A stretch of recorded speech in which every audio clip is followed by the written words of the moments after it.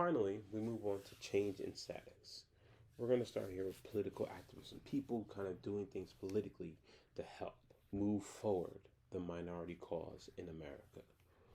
To the left, you're going to see Chandler Owens. Chandler Owens was the speechwriter for President Lyndon B. Johnson, as well as speechwriter for President Dwight D. Eisenhower.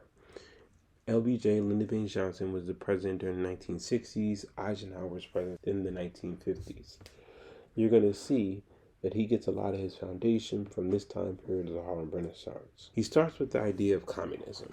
So he wants everybody to kind of be equal. So again, we went with an example. If you're a lawyer, the garbage man, the teacher, as well as the prostitute, all of you guys get paid $100 an hour, no matter what. Doesn't really matter. Then he moved to socialism. If certain groups of people, okay, maybe the lawyer and the doctor gets paid $100 an hour. The teacher and the garbage man gets paid $25, and the janitor and the prostitute get paid $10, right? So the idea of socialism is different groups of people get treated separately based upon the amount of privilege that they have in certain areas. So if you have more education, if you're part of the in group, that's the idea of socialism.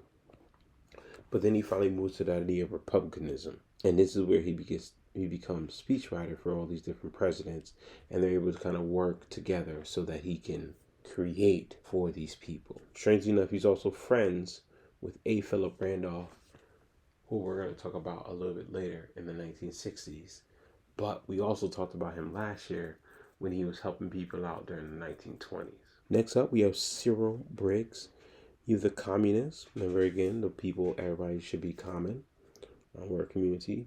He was the founder and editor of the Crusader magazine. He was also the founder of the African Blood Brotherhood for African Liberation and Redemption. This was to serve as a self-defense organization for blacks threatened by race riots and lynching. So he saw so many people getting beat up during race riots and people being killed and being lynched, just taken up and strung up on a tree. And he said, we're going to create an organization so that people cannot do that to anybody anymore. And finally, we have Hubert Delaney. Hubert Delaney was the American civil rights pioneer, a lawyer, a politician. He was actually also the assistant U.S. attorney. He was the first African-American tax commissioner of New York and one of the very first appointed African-American judges in New York City. He was the advisor to all the people that got in trouble during war. So he basically kind of helped out people when they got into jail. This was their lawyer. I feel like there's a street in New York named Delaney Street or Delaney Avenue, and it may be named after him. Next up, you have L.S. Alexander Gumby. Gumby was known as the Count or Mr. Scrapbook. He had a popular bookstore in Harlem, and he would go around and just collect pictures, collect all the artifacts, and put them all together so that people could know and understand what happened here. Charles S. Johnson was the first black president of historical black university, Fisk University. He preferred to work collaboratively with liberal white groups in the South and quietly as a sideline activist to get practical results. Remember we talked about when we were talking about the baseball, where if we have the Negro Leagues and the Major League Baseball, each one of them could be separate. The Negro Leagues have their people, Major League Baseball have their people, and a lot more people get put on. Charles S. Johnson said, listen, if we work collaboratively, if we work together with people, we can kind of break down some of those different ideas of separatism and racism, and we can just kind of all be together. And a lot more people may not get on, but the people that are on are able to kind of work together so that maybe more people in the future can get on.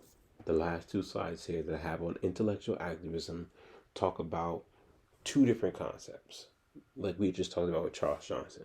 So the first one is kind of like, hey, we're going to kind of separate out and do our own thing. So I'm going to start here with Hubert Harrison. Hubert Harrison was a writer, orator. He spoke.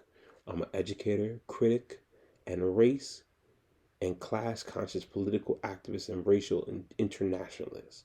So he said, hey, all the people of the world are a part of certain races. He was described as the father of Harlem radicalism.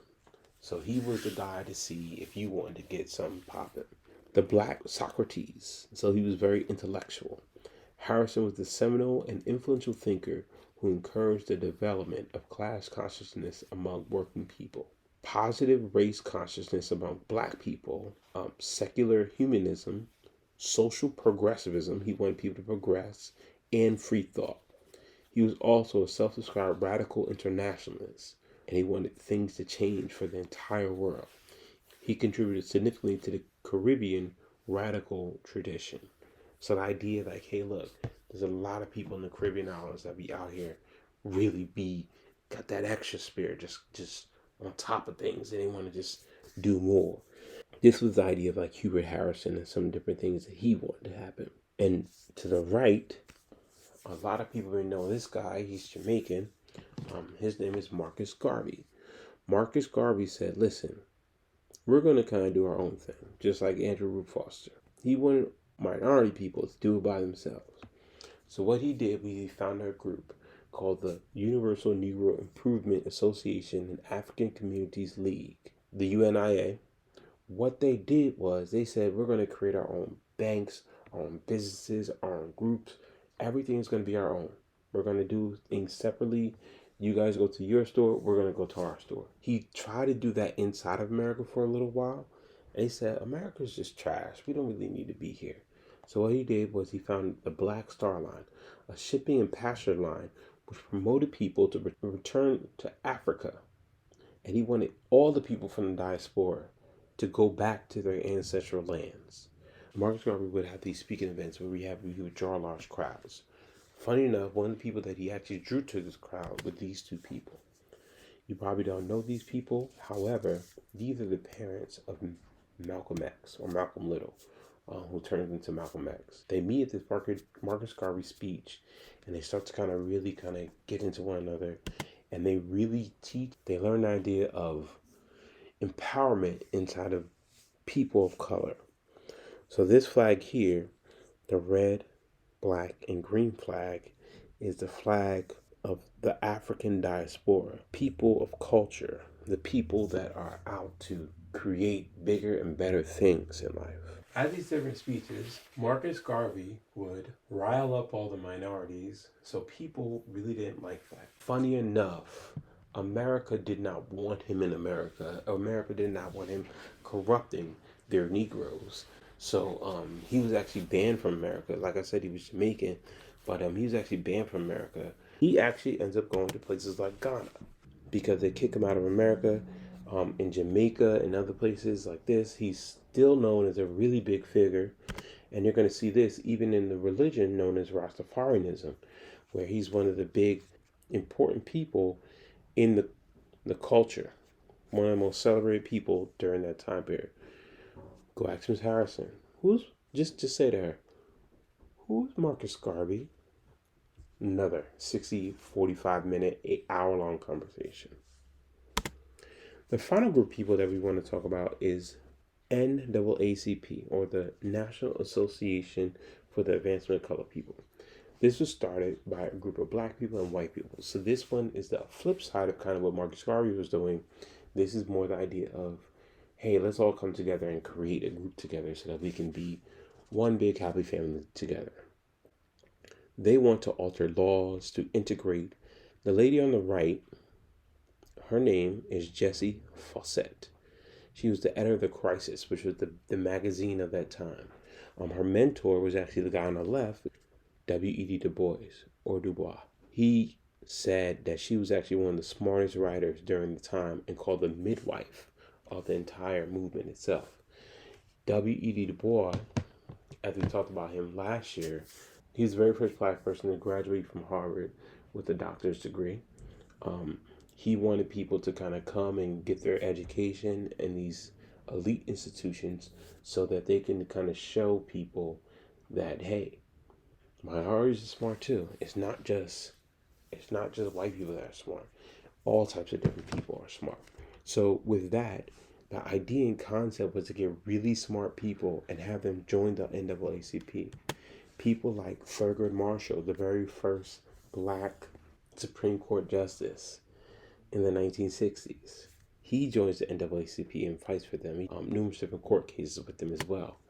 People like Medgar Evers, who goes down to the South and gets people to register to vote. People like Rosa Parks. We all know Rosa. She sat on the bus and she helped promote the 1960s civil rights movement. And also Rachel Dolezal, a white woman who wanted to pass as black. So she decided to join the NAACP in Wisconsin. I believe she was the chapter president. And she wanted to pass as black because she thought the cause and the movement was important.